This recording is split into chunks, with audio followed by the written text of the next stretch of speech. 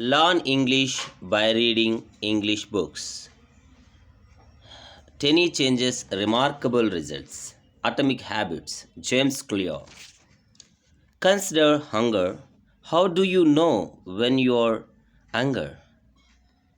Hungry. When you are hungry. You don't necessarily have to see a cookie on the counter to realize that it is time to eat. Appetite and hunger are governed unconsciously. Your body has a variety of feedback loops that gradually alert you when it is time to eat again and that track what is going on around you and within you.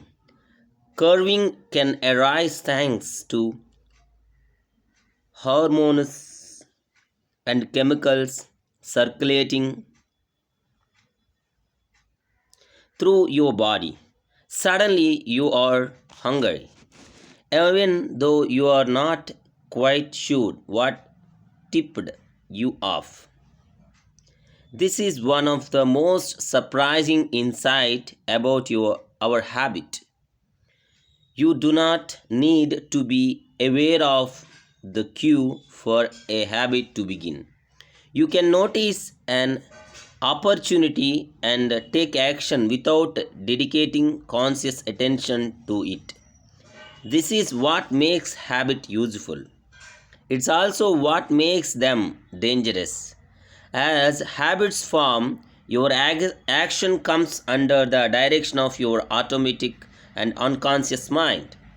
You fall into old pattern before you realize what happening. Unless someone's point it out, you may not notice that you cover your mouth with your hand whenever you laugh, that you apologize before asking a question, or that you have a habit of finishing others people sentences. And then more you repeat this pattern, the less likely you become to question what you are doing and why you are doing it.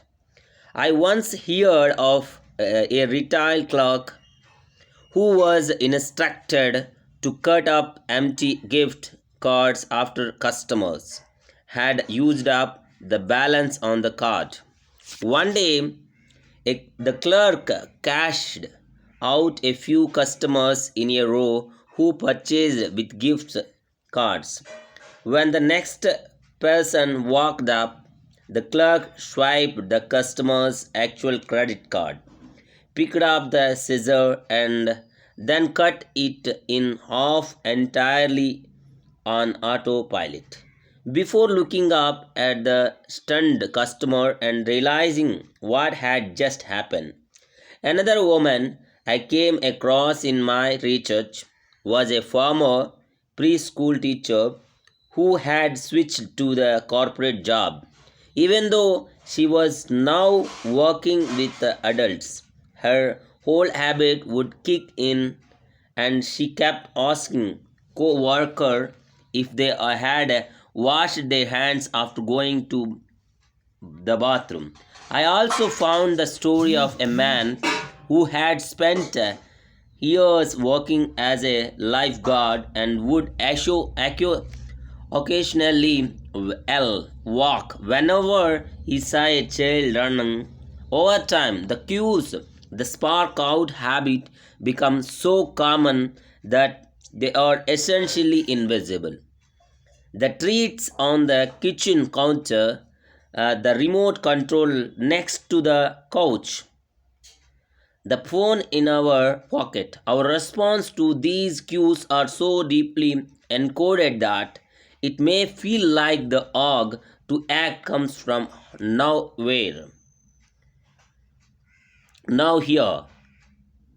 For this reason, we must begin the process of behavior change with the awareness. Before we can effectively build a new habit, we need to get a handle our conscious, our current no ones. This can be more challenging than it sounds because once a habit is firmly rooted in your life, it is mostly non conscious and automatic. If a habit remains mindless, you can't expect to improve it. As a psychologist Carl Jung said, until you make the unconscious conscious, it will direct your life and you will call it fate. So, thank you for listening. Keep watching, Mavi.